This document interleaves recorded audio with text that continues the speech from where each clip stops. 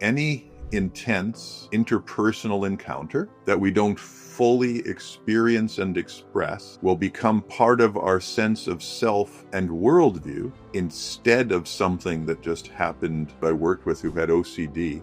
She was in kindergarten and she spent the half hour drawing this beautiful picture of her teacher. She went up to give the picture to her teacher, and the teacher, just being busy, looked at it quickly and said, "You can do better than that." It devastated the child. And that impression, because she didn't go home and talk and cry about that experience with her parents, stayed in her system. And so she built her sense of self around being inadequate and insignificant, so hence the OCD to be better than her best. Dr. Tataryn is a clinical psychologist who discovered that unprocessed emotions don't just affect our psychology, they embed as chronic tension in specific parts of our bodies. Today he reveals exactly where different emotions hide and his breakthrough method to release them. If people were angry, if they had a lot of anger in their system and suppressing anger, their forearms got tight. They were tighter than normal. And it's like, well, what's the first response when you get angry? You go like this, right? At least for guys, you tense your fist.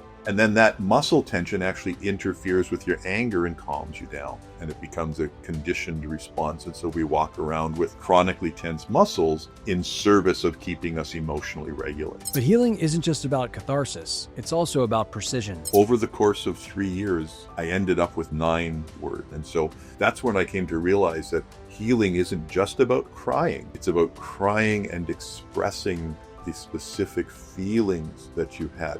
So to cry and say you feel helpless brings about a different consciousness than to cry and say you feel inadequate, or to cry and say you feel worthless, or to say you cry and you feel insignificant. And each one forces a kind of integration of the emotional world into the intellectual world. Doug shares his Nadura method, a 6-step technique you can use to notice, name, and release emotions that have been stored in your body for years. So the first thing is you're emotionally triggered. Stop and experience your torso, because that's where belly to chest, that's where our emotions sit.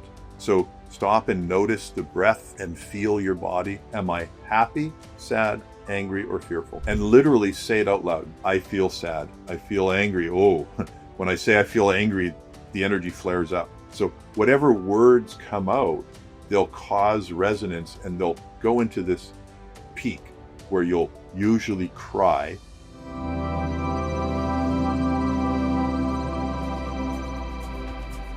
Before we get into this conversation, I want to ask you to join this amazing community of consciousness explorers. This whole idea of pursuing expanded consciousness and the boundaries of human potential while living a modern life is relatively new, which is why we interview revered masters, teachers, experts, and practitioners to help you on your own journey. To stay up to date on the latest conversations, simply click subscribe below and you'll be notified each time a new episode comes out. I am so grateful for all of your support and comments. I love reading them. Now let's dive into this conversation. Doug, what's going on, man? Hey, Scott. It's great to see you. I'm looking forward to this interview. Great to see you. I wish I had found you about 20 years earlier in my life, so I didn't have to spend decades working on all the emotions I never felt, but better late than never, as I guess they say. Yeah, you're not the first person I've heard say that, and one of them went so far as to give me shit that it was my fault that hadn't found me. Well, I'm pointing the finger in praise for your work, and I think a good starting point for this, to provide some background, is when did you really start to tune in and recognize the power of emotions and how the way we process them impacts our experience? Well, if you're asking for that, I was probably 19, and I had just met the woman, the wonderful angelic being that was to become my wife, and she was teaching sacred movement from the Gurdjieffian sort of Sufi lineage. I had seen a poster, so I was in university my second year maybe, and I just saw a poster that said, a beautiful sort of triangle with silhouettes and of people dancing this esoteric movement. And it said, when striving for mastery of movement, we're striving for more time in the moment. And that hooked me. So I started going to her classes, and I looked around, and every class somebody started crying. And it was like, what the hell's going on here? And then it wasn't too long before I was one of those people that was being pushed up against my urge to cry and meeting the resistance that it's not okay to cry. So that's when I really started to see how I was limiting my life by my inability to feel and express certain things. And that's, yeah, sort of started me on this path. I mean, it actually starts a little earlier, but in a more abstract way through my meditations. But yeah. And when did this come into focus for you in terms of your professional life and research? Probably immediately. My first years as an undergraduate, I was working in social psychology, and we're looking at demand characteristics of how experimenters could influence the responses of the people participating in their research through unconscious processes, through unconscious nonverbal communication. And there was huge results. And so that really triggered me and woke me up to the vast world and powerful world of the unconscious. And then later, as a graduate student, I was lucky enough to work with Lynn Nadell and Jake Jacobs, and we wrote a chapter on cognitive therapy and cognitive science. And one of the sub chapters in that was, why do we do as we do? And why don't we know why we do as we do? And that was where I first printed an official version of my muscular interference theory of repression and its relationship to emotions and emotional expression. So let's dig into this. I mean, what role do emotions and unconscious ones have in why do we do what we do? To speak to this, I'm going to just back up and give a little bit of a framework. I really love Paul MacLean's triune brain theory. And a lot of people, particularly those who think that they're deep neuroscientists, don't like it, even though he spent 30 years of his professional life as a neuropsychologist type person documenting the neurological basis of his triune brain theory. So what I like about it is that it gives me a language to talk about how complicated it is to be a human being. And so in that basic theory, we have in our heads a physical brain, the base, brain that looks after our senses. The same thing is called the lizard brain, right?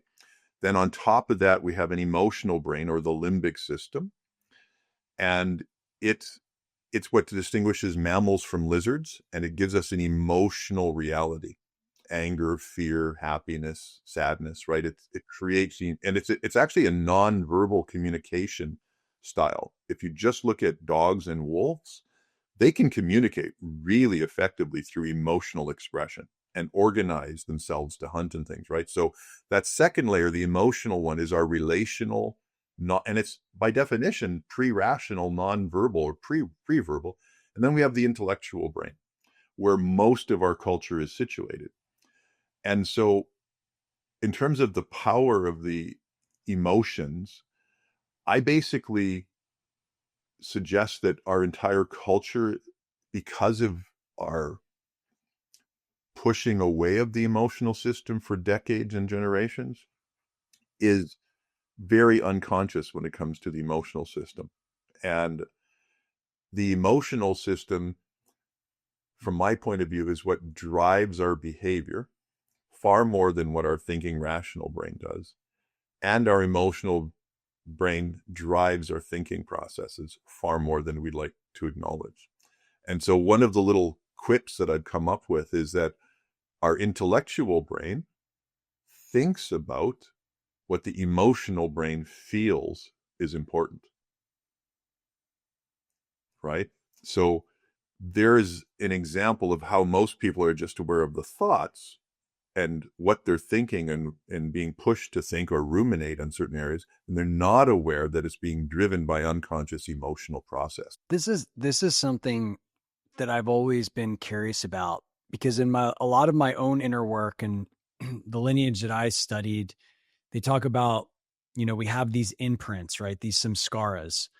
they often happen in a highly emotive event, right? You're a kid, someone bullies you, you feel tremendous fear or shame or something like that. And then a strategy gets created of how to handle the information scape in the outer world after that. And so it's kind of like, I always wonder what comes first. Is it the kind of patterned strategy to interface with the world, or is it the emotion that wasn't fully processed? You know what I mean? There's kind of like both, right? Perfect. You're pointing right at a critical juncture of our culture and the kind of unconscious influences that we're all driven by. Going back to childhood events and more rarely, but still adult events, again, a little axiom: any intense interpersonal encounter that we don't fully experience and express, okay, will become part of our sense of self and worldview instead of something that just happened to me, right? So that's complex, but it's really important. Any intense interpersonal encounter we don't fully experience and express, most of the time that means emote and process and integrate, fully cry, fully express our feelings, will get embedded into our sense of self or our worldview instead of just something that happened to us. So, for example, if a little child, here's an example of a woman that I worked with who had OCD, who seems to have, this might not be the only critical influence. There may have been other tendencies, but this seemed to be her origin story for her OCD. She was in kindergarten and she spent the half hour drawing this beautiful picture of her teacher. And she put her whole heart into it. Like, she really loved and appreciated this teacher. And at the end of the hour, or whatever the assignment, she went up to give the picture to her teacher. And the teacher, just being busy with, 30 other kids or 20 other kids, looked at it quickly and said, "You can do better than that," and turned back to her, whatever she was doing. It devastated the child. And, in my languaging, the core feelings that came up was that she felt really insignificant, really inadequate, right? And that impression, because she didn't go home and talk and cry about that experience with her parents, stayed in her system. And so she built her sense of self around being inadequate and insignificant. And the generalization, the feeling belief that came up, that was something along the lines of, even when I try my best, it's not good enough. Even when I do my best, it's not good enough. And so hence the OCD to be better than her best, right? So again, I believe if she could have gone home and talked about how hurt she was and how much she loved that picture and the teacher and how disappointed she was and cried and was held by her parents, she would have felt significant. She would have felt valued. She would have felt, put a different context on her feeling of inadequacy and understood that the teacher was, busy. And it wouldn't have become part of her sense of self. It would have just been an event that happened to her. And this kind of explains why the same people can be, quote, traumatized or not traumatized by the same car accident or by the same chastising from their boss. One person takes it in and doesn't process it. The other one goes, takes it in, processes it, and it just becomes an event. The other person, it becomes like a trauma to them, a little t trauma. I mean, this is why I'm obsessed with consciousness.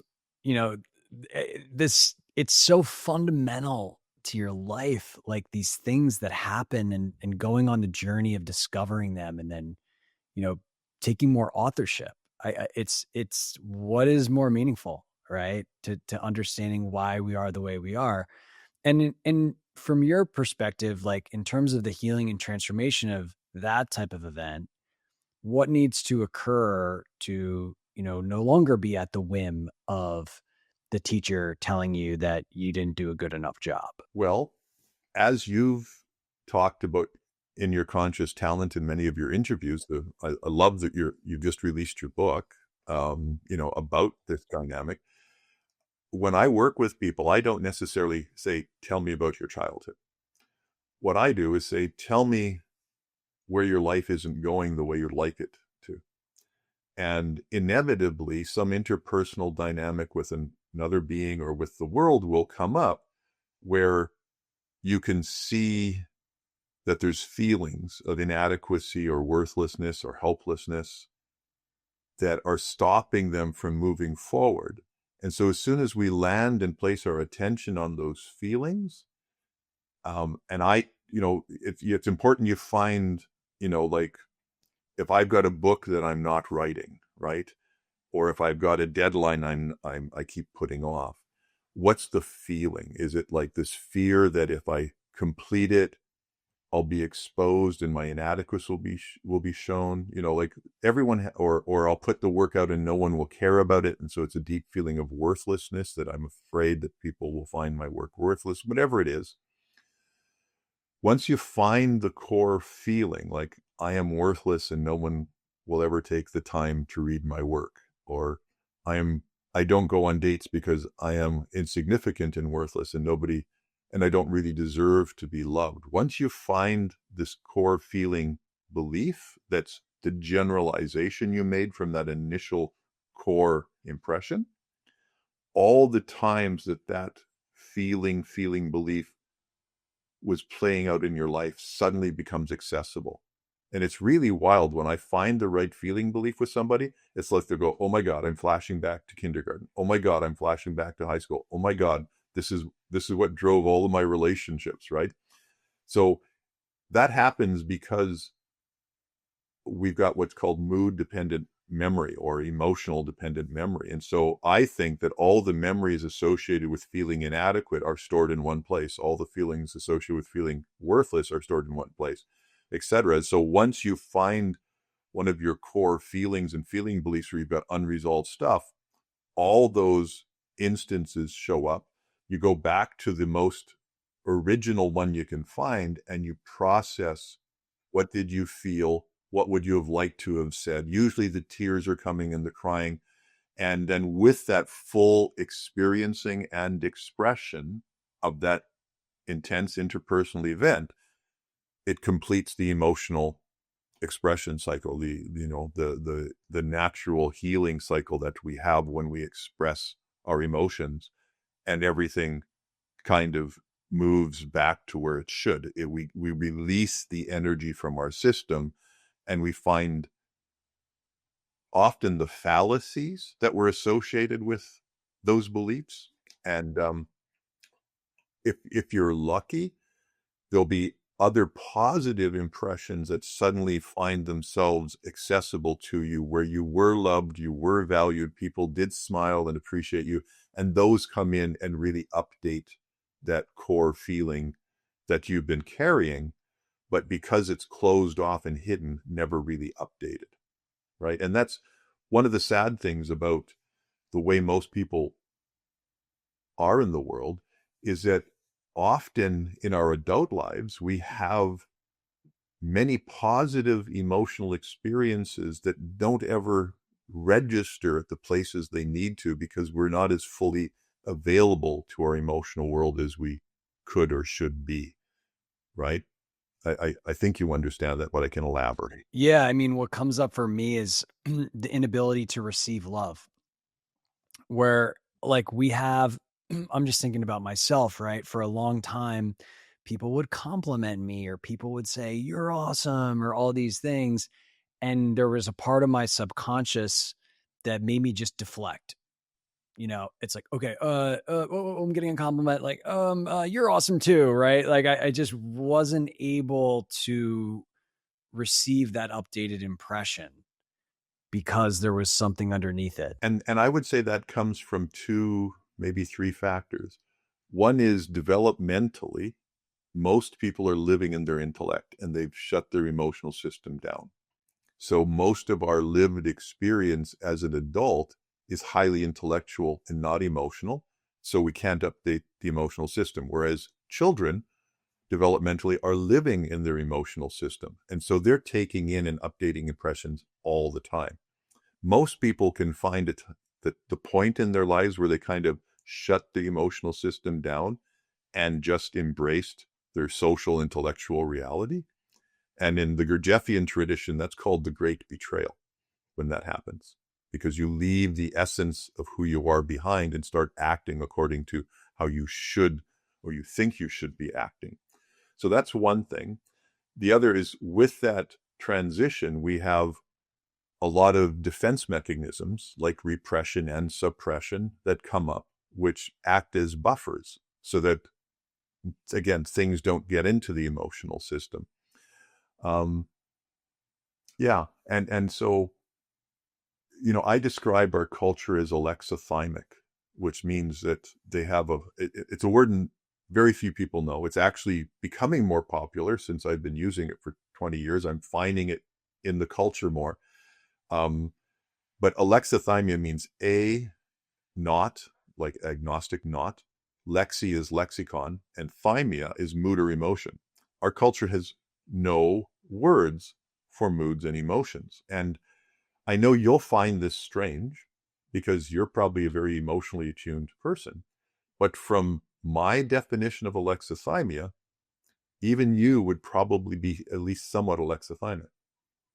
And don't take that personally, because I totally believe it. And so because of that, it's very hard to do this updating. That's why you can't.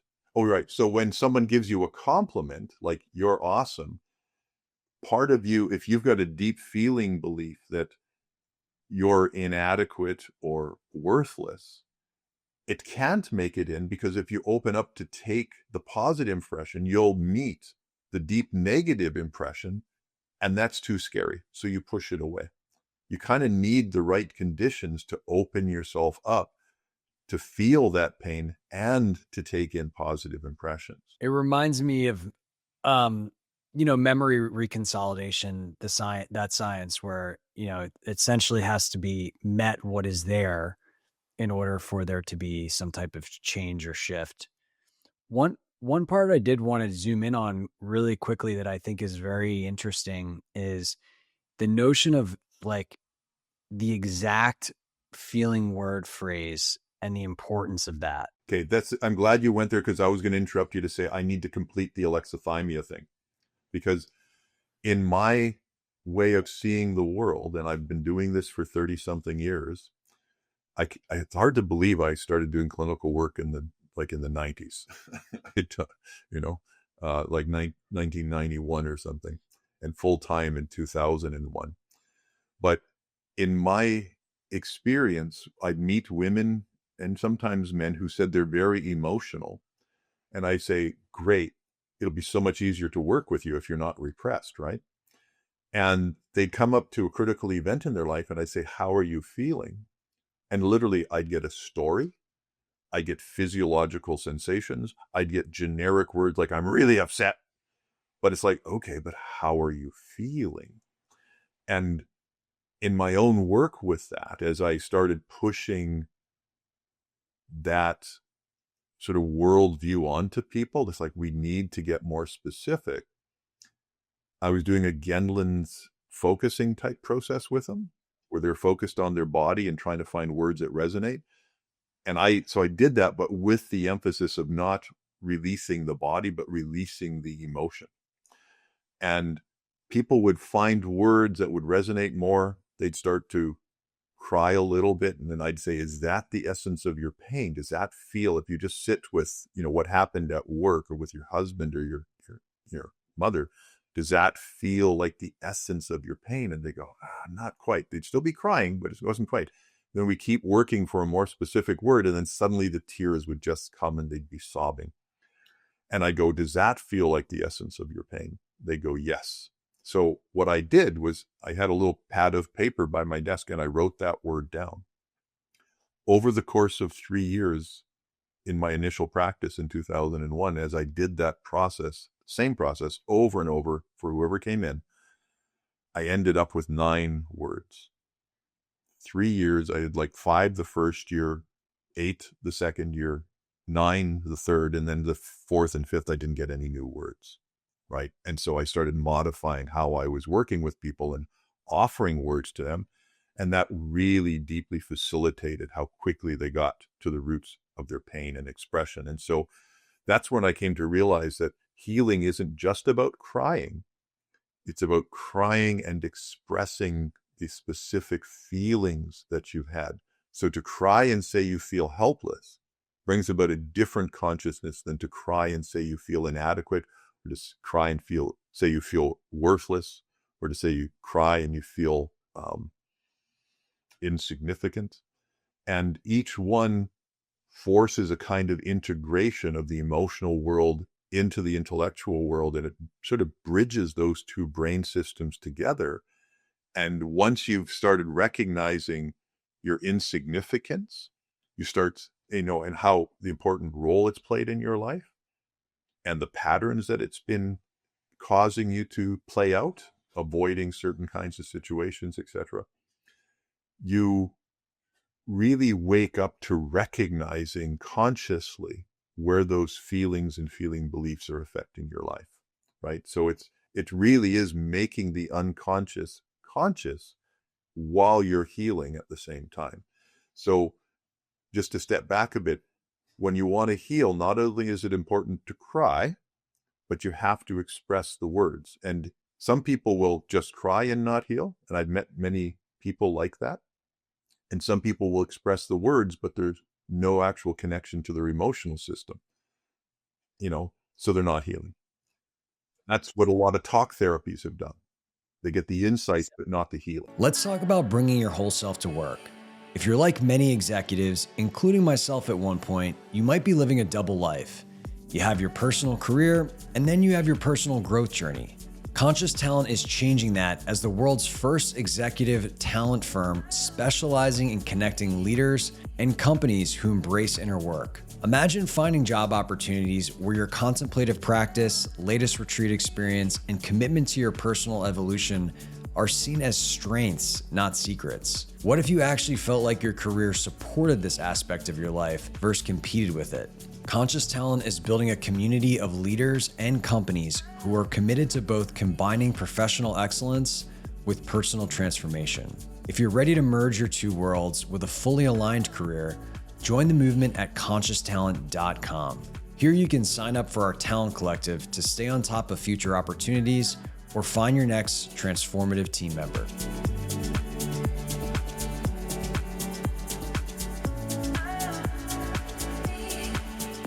Yeah, so really you need both for maximal healing. And is that expression of the words, does that have to be verbal, or could it be a mere recognition in your awareness of that exact phrase? I would say it's possible you can be healing on deeper levels without articulating the actual feelings.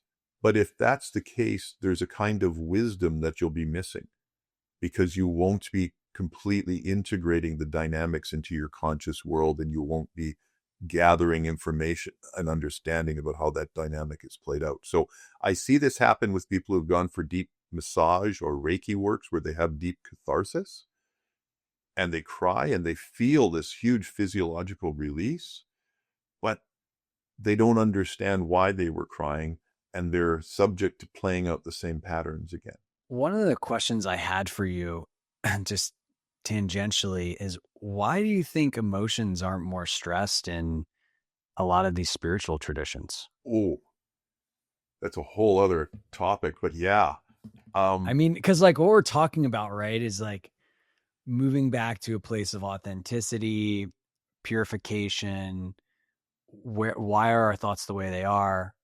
It seems so fundamental, and yet it's completely missing in many of these traditions. I would say Tucker Peck, that you recently interviewed, said this really well, which is meditation is more interested on your relationship to your thoughts than the content of your thoughts, right? So in my language, I use the 4 facets. So I'll introduce another framework here that I think will really explain why there's a schism here between our spiritual and psychological worlds.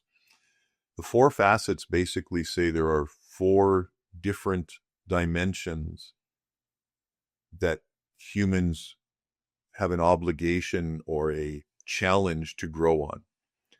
And the first facet is the disidentification or the waking up facet. The second one is the cleaning up facet. The third one is the growing up facet. Now, this is coming from integral theory. And I was around when Junpo, Dennis Kelly, and Ken Wilber and other people were coming up with these constructs. We got 1 or 2 and then 3. And about a year later, I wrote Ken Wilber and I said, I think there's a 4th facet here. And I was suggesting that I do a presentation at his integral spirituality conference, but it never happened. But 6-8 months later, he came up with his own version of a 4th facet. I hadn't told him what I thought it was, but just that there was a 4th. And he says the important thing is showing up. I actually think that I think showing up is actually a developmental growing up thing, that each time we move through a communal phase of our growing up process, we tend to move into service in the world if we're inclined for that. I think the 4th facet is looking around. And I've got a lot of reasons to believe that, because, this 4th facet model, in my sort of way of looking at it, which is different than integral, is actually a model of the psyche. Okay?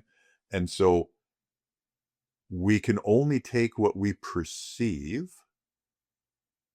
create our initial take on reality, structures and objects and relationships through our developmental stage. Then we add emotional valence to it according to our history, which is our cleaning up stuff. And then, having created the world, what we can see by the developmental stage, adding the emotional valence that's idiosyncratically appropriate for us, we've now created the world, and we have to decide what is me and what is the world. And so that's the meditative path. Anything that happens in these first 3 facets can be looked at and said, netta, netta, not me, not me, not me. And that's what meditation does. It says, if you want enlightenment, if you want to truly see the fundamental nature of reality, just contemplate everything. Where is the self? What's real? What's not real? Are you your thoughts? Are you your feelings? No, I'm not. Okay. So then you keep pushing yourself back and back and back until, boom, you're left with awareness sort of turning on itself and transcending the limitations of this particular point in space-time. And you have a transcendental experience. And you go, oh my God, right? This is the enlightenment phase. And you wake up, you go, wow, I can never truly get immersed in the dream again. And it's a dream because the first 3 stages are a construction. Even if it's trying to map onto reality, it's still a dream. And so by disidentifying from all of the elements of the dream, you've transcended it. And that's what they want. Now, in Western world, where we're much more embodied, I can't say embodied, we're much more interested in affecting the world, in a sense, when the teachings have come out of the monastery, which is what happened when they came across to the West, people started doing these practices in real life. And they would become enlightened. And then back then, because developmentally our culture was in a traditional state of consciousness, enlightened beings were perfected beings. This is the black and white thinking. Once you're enlightened, anything you do or say is perfected God radiance, right? And so we gave them all sorts of liberties to be assholes and attribute it to some divine teaching they were trying to make.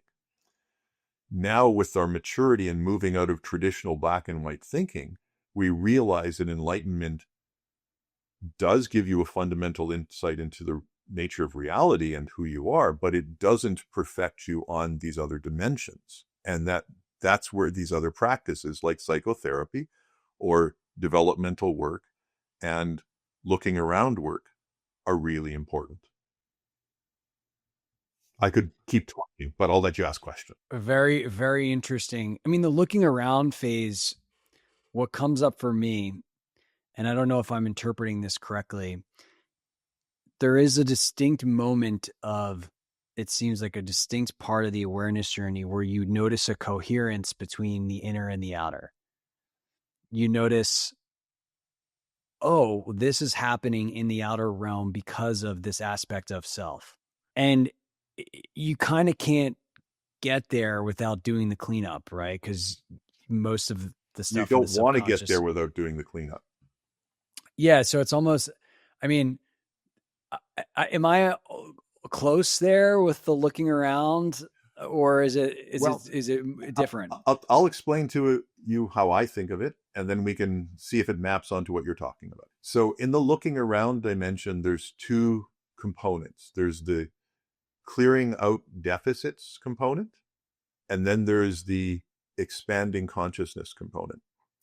So in the expanding consciousness component, it's about learning to see all aspects of reality that are available to the human conscious mind. That's the shamanistic world of many spiritual traditions. Journeying into the past, seeing out the eyes of an eagle, going deep into your own psyche and understanding how you've come to be, maybe making contact with the ancestors, all the shamanistic practices, including the jhanas, including vipassana. There's so many aspects of reality that are available to the human consciousness that most of us never perceive. That could include seeing auras, astral projection, doing energy work, that we're just oblivious to so many dimensions. So that's the positive thing. The negative deficit part of looking around is to see which aspects of reality are you not parsing through your developmental stage and your, valencing stage of the cleaning up thing that's causing a problem. So if I'm unaware of nonverbal behaviors, if I'm not processing nonverbal behaviors, I'm going to bump into and have problems with people because that's not part of my reality. If I'm unaware of emotions and what I'm feeling and how to say them, right? That's going to cause problems. I'm not even aware emotions exist because I'm a hyper rational being. That's going to cause problems in the world. So it doesn't matter what developmental stage you're in or how emotionally clear you are. If you're missing nonverbal reality or emotional reality or, other kinds of cues from the world, you're going to construct a world that bumps into other people's worlds and causes problems. I appreciate that distinction. Yeah. I mean, that all of those things too is what comes up for me. All of that's a dynamic too. Well, if you want to move into, I think what you were talking about, the synchronicities of the world. That's what I was kind of referencing, where it's like, how could it be possible that I had this thought and this thing just came, right? And these things are perfectly organized for my healing. And, that's like that pattern recognition to me is, and what that infers, right, is,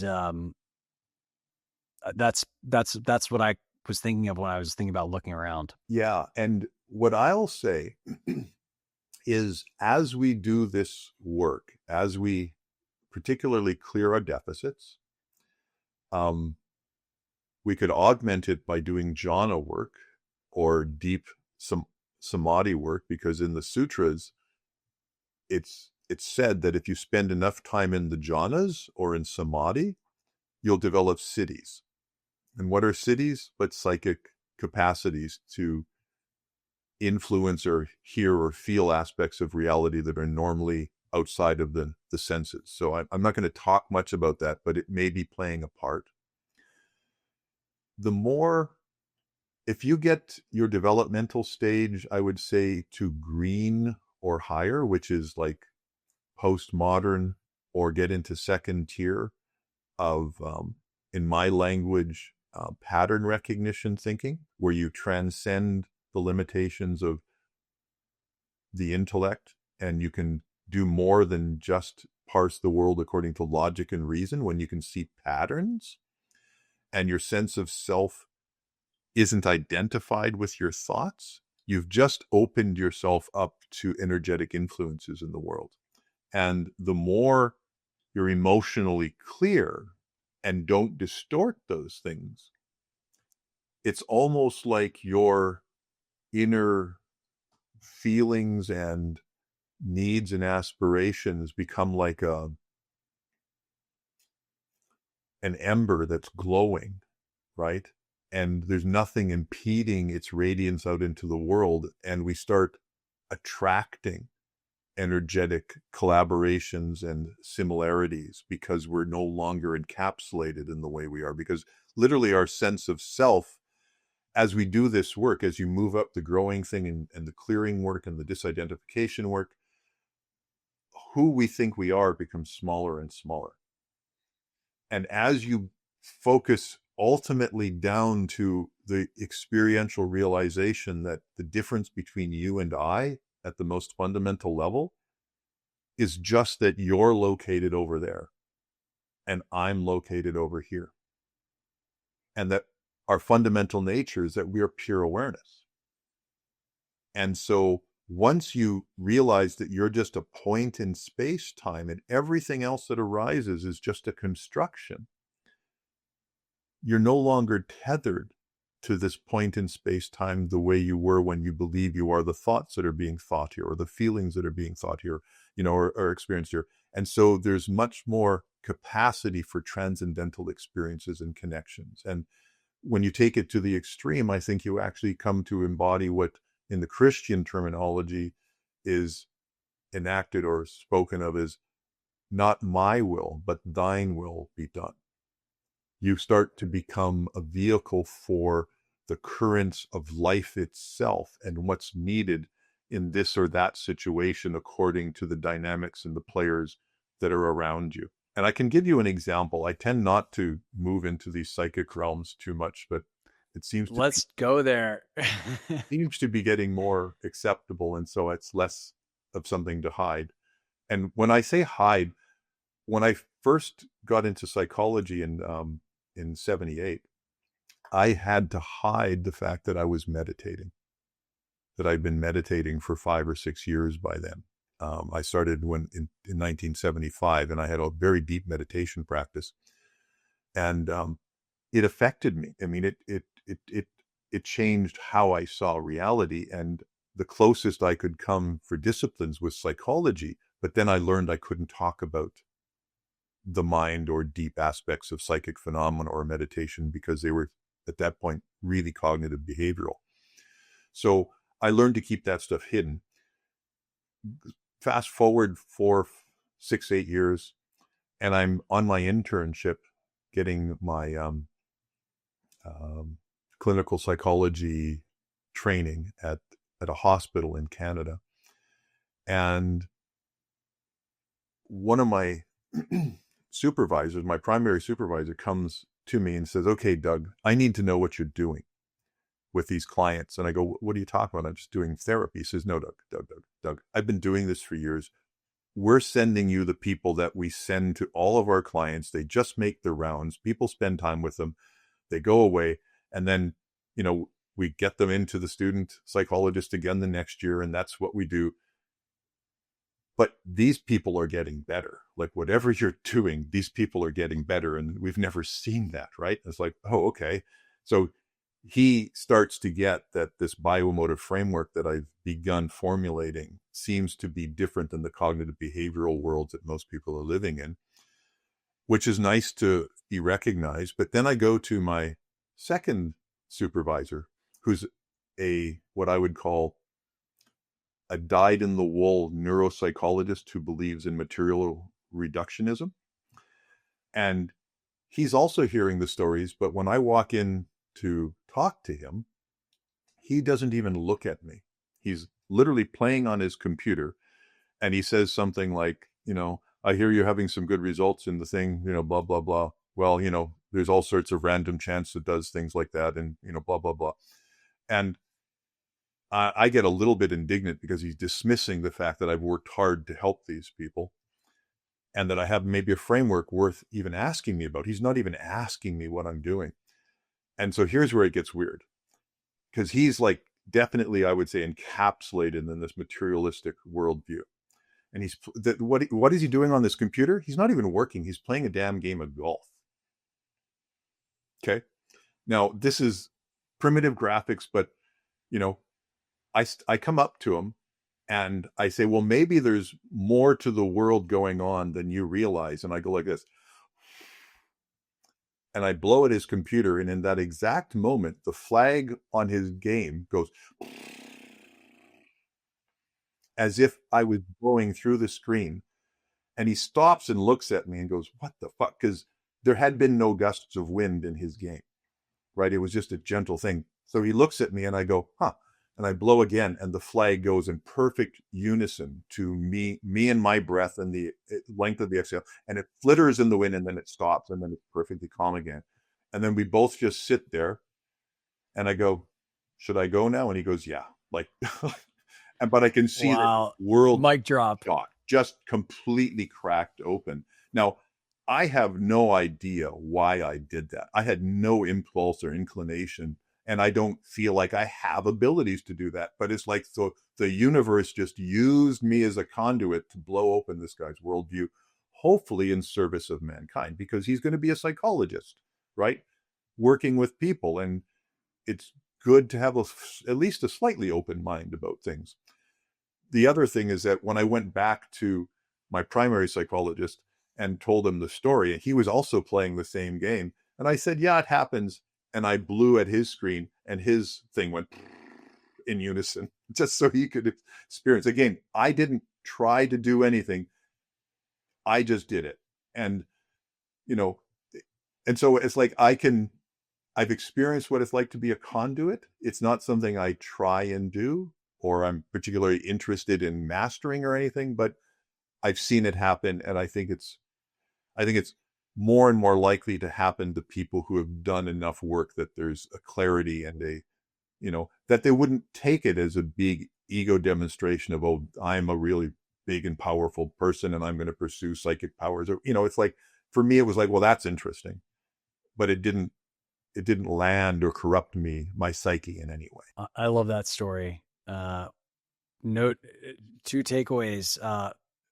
I guess there's people playing a lot of video games these places, and we are more capable than what we've been told. You brought up the Bio-Emotive Framework, and I did want to touch on that, and also muscular interference theory. I know those are some of the things that you're well known for. I wanted to make sure that we covered them. What do you want to know about the Bio-Emotive Framework or muscular interference theory? Well, I think for people listening that aren't familiar for their work, what are they? Maybe we start there. Okay, so the muscular interference theory came about as I think I wrote the first draft of it in 1984, and then again I didn't pursue it because I was literally discouraged from pursuing these kinds of things. But I did enough research to find that back in the 30s and 40s, people were really interested in the effects of posture on mood, and they did all this research to demonstrate that muscle tension. So if I tense my hand like this or my shoulders, that act of muscle tension interferes with our ability to perform simple tasks like memory, mathematics, perception. Literally, there's in Yerkes-Dodson inverse relationship. If you're too relaxed, you can't do well on a performance task. If you have adequate tension, you do well. And if you have too much tension, your performance on any of these tasks go down. They established it was muscle tension, not distraction, all this other stuff. And so I looked at that and went, wow, what's the first thing that happens if you start to cry as a kid, and particularly in the 60s and 70s, but in some other subculture, and it's not okay to cry. If you're starting to cry and it's not okay to cry, how do you stop yourself from crying? You tense up. Well, yeah. Right? You go, oh yeah, definitely done that. Yeah, you hold your breath, your diaphragm and everything. So it turns out, according to this research, it's a small inference that when you tense up your muscles, not only are you stopping the expression, you're interfering with the experience of the emotion. You're actually diminishing the intensity of the emotion. And so when you've tensed up, you've diminished the experience. And then when you relax, it starts coming up, especially if it's still being cued. So you feel more of something you don't want to feel. So you just punished relaxation. And so as long as you don't resolve the issue and it keeps being stimulated, every time it comes up, you'll tense up. But you'll learn through conditioning. At first, you're doing it intentionally to stop the expression, but it becomes a conditioned response to tense up when that memory or event gets triggered. And like any conditioning, because it's being reinforced, it happens faster and faster and faster to the trigger. So that before you know it, the thing comes up and you tense up and you don't even know you're upset anymore. But the trade-off is that you're walking around with tense muscles in the shoulders or the forehead or the jaw or your wrists. And I actually did research in the early 80s that I presented at the American Psychological Association and won an award for, where I asked people all of the different places their body was sore or tense.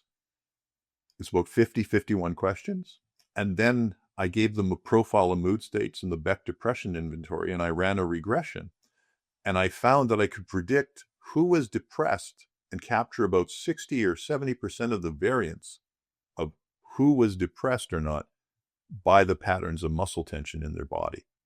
And I could do that with other mood states as well. So there's a huge correlation between where our bodies are tense and where we're sore and the type of emotional stuff that we're trying to suppress. So for example, if people were angry, if they had a lot of anger in their system and suppressing anger, their forearms got tight. They were tighter than normal. And it's like, well, what's the first response when you get angry? You go like this, right? At least for guys, you tense your fist.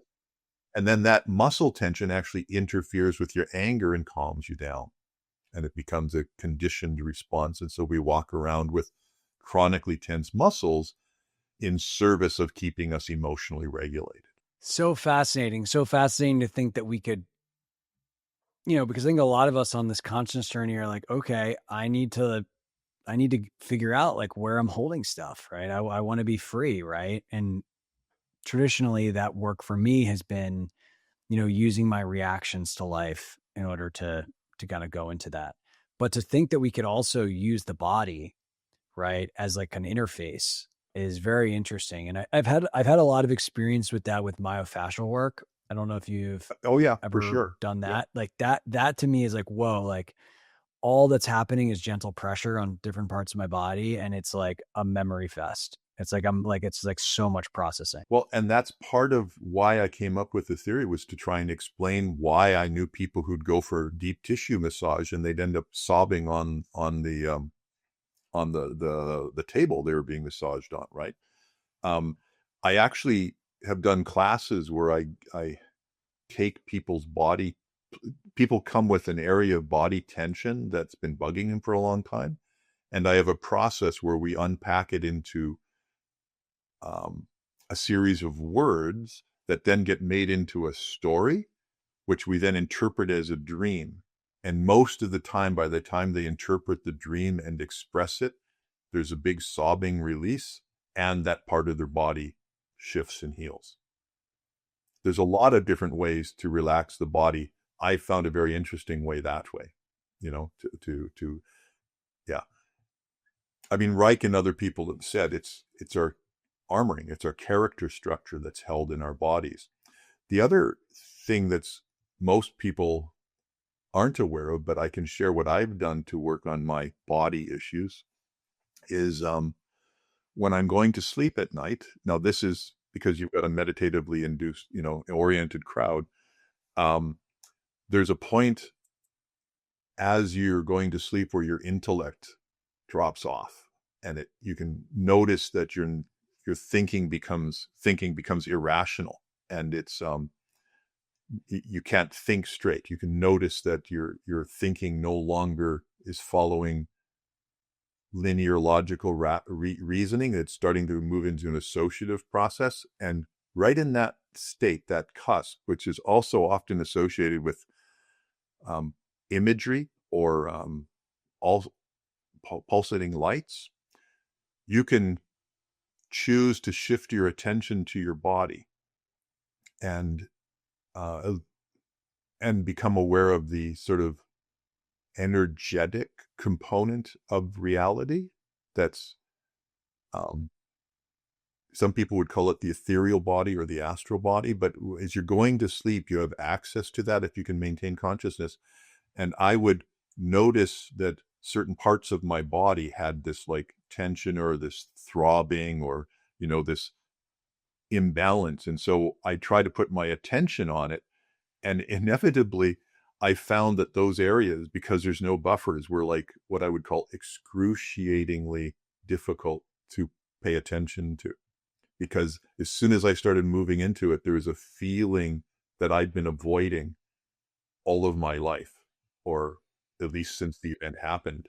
And so if you've got enough first facet skills, disidentification skills, you can allow that to happen, knowing that even though it's excruciatingly, quote, painful, it's not going to kill you.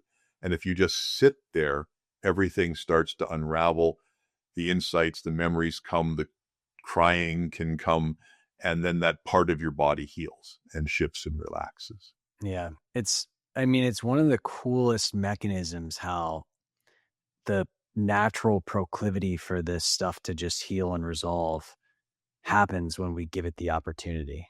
It's amazing. And, again, there's so much of what we're discovering in the West that you can find hints at in a lot of the old spiritual teachings. And one of the things that this reminds me of is that to Tibetans, they'll say that everything that arises in consciousness when you're meditating is self-liberating. So if deep fear shows up while I'm meditating, if I just allow it to arise and be with it fully, it will unpack into the core memories, the feeling beliefs, and the pain, and it'll bring tears, and I'll cry, and I won't be identified with any of it because I'm in deep meditation, and I'll heal myself. It's literally self-liberating as long as we just sit with that process and allow it all to be.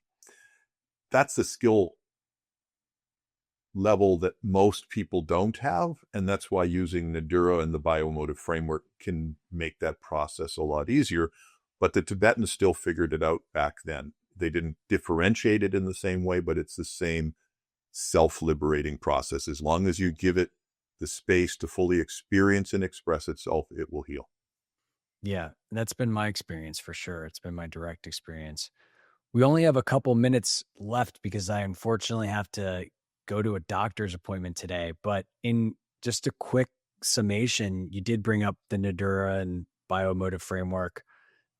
Maybe you could tease at what those are. Yeah, so again, as the Tibetans have discovered, and anyone who's watched a child cry and express themselves, these are natural processes that we've inhibited or unlearned. And so Nadura is my description of the 6-step process it takes to experience and express and resolve your feelings. And if you don't do it naturally, you can just impose this structure. So the first thing is notice, Nadura. Notice, experience, differentiate, express, check for resonance until it resolves.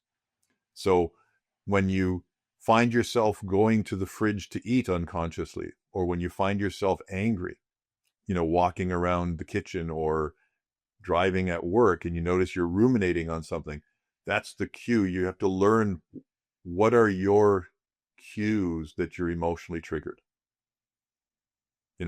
Maybe I'm going to go work out super intense at the gym because I got so much anger in me, whatever. Everyone does different ways of coping and managing their emotional world. So first, notice you're emotionally triggered.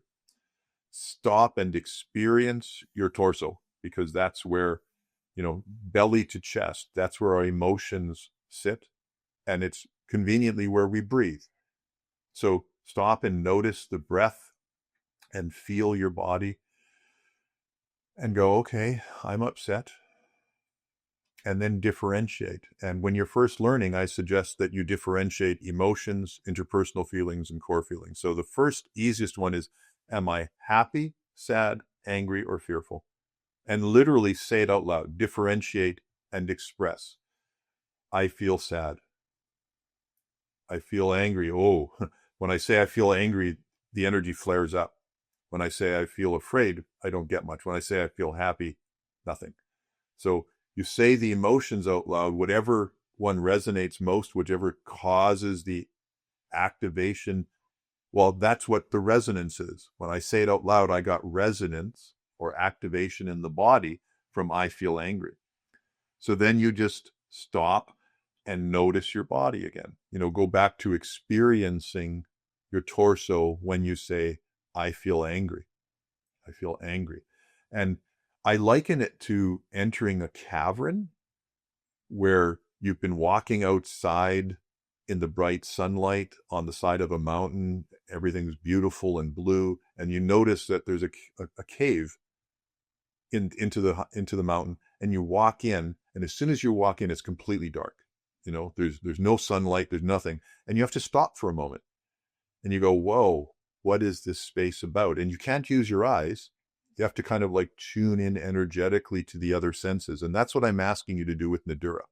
Tune into the energetic space of the world that's created when you say, I feel angry. And as you do that, you'll get like a little bud of energy come up. And it might be something like, at my bloody boss. So it's like, okay, the resonance is taking me to, I feel angry at my boss. So now I say that because I've expressed it. I got the resonance, and I go back to hanging out with, I feel angry at my boss. And then you'll get an image of your boss and what he said to you. And it's like, oh my God, I felt so betrayed by him, or I felt so dismissed by him. You try out different words that sort of expand that energetic bubble and give you more clarity as to what's in this cavern. And so you've got, now I'm angry, and I'm angry because I feel dismissed or betrayed. And you hang out with, I feel betrayed by my boss. I feel betrayed by my boss. And then suddenly the tears might come because you realize how important it was that he recognized you, and how insignificant you feel that he stole your work and didn't give you any credit for it, and how worthless that made you feel because you trusted him. And so whatever words come out, they'll cause resonance, and they'll go into this peak where you'll usually cry, right? But you've now you've got a trail of words that describe what happened. And in articulating them now, not only have you expressed and feel better, but you have the language you need to talk to your boss or loved ones about what happened. Because to come to your boss and say, I feel betrayed by you, is different than saying, I'm upset with you. It leads to a very different conversation. And so we use interpersonal words to resolve interpersonal relationships, and we use core feelings to heal inside that we share, not with our bosses, but with our loved ones. It sounds like an incredibly powerful process, something I might try, experiment with on my own. And I think for the people listening, it would be great to hear where they can go deeper with your work. I know you have a bunch of cool stuff going on, and I would love for them to be able to check that out. Right now, my daughter, Allie, who's been doing this all her life, and she's a wonderful teacher of these processes, she's offering a online group crash course on this whole framework for healing through the Bio-Emotive Framework. We're offering that 2, 3, sometimes 4 times a year. Once you've done that, or you've taken the self-paced course that you can do on your own, which we offer, we have an online monthly event where experienced practitioners can come into a community and continue practicing and get support for doing this kind of clearing work. It's not a therapy group. It's literally, but it can look like that. But it's like where it's safe to come and practice the Nadura and related skills in a community of people who understand. Because often when you start talking about core feelings and emotions with the people around you, they don't get it. And they can't support you, or you share a feeling and they dismiss it, because that's how we cope. This is a community of people that just understand what you're going through and will help you do that. So those are the three things that we have to offer right now: the self-paced course, the online crash course, which covers the self-paced course, and then the experienced practitioners group. I'm also going to be offering some seminars on different topics in the near future. And this is on your website? Yes, it's all on my website. I also have a Substack where I've been writing about visions, and my latest thing is how to use golf as a transformative process, just like you're talking about how to use the nice. Yeah, your career as a transformative process. Amazing. Yeah. Well, thank you so much, Doug. This has been a blast. We'll link all that out so it's easy to get to, and keep doing amazing work in the world, man. It's awesome. Thank you, Scott. And I really appreciate you having me on here. I admire your work and the platform and the reputation you're building. And it's not often I find places that are stimulating my mind, in ways that I haven't had for a while. So I appreciate the work you're doing. Thank you, man. I'm gonna let that one in, so the impression is felt. What are you feeling? What's the feeling? Joy. Okay, so that would be the emotion, happiness. There's an interpersonal feeling and a core feeling. Enough, I guess, is the word. You might feel recognized or seen and appreciated. Those are interpersonal. And you might actually take that as I value who you are. You feel valued, which is a kind of worthiness, right? Someone values me and my work. And just notice how much fuller the experience is if you say, I feel valued by Doug. I feel valued, seen and appreciated. Valued by Doug. All right. Well, we're going to end there, but thanks everybody. And appreciate that little session we got at the end.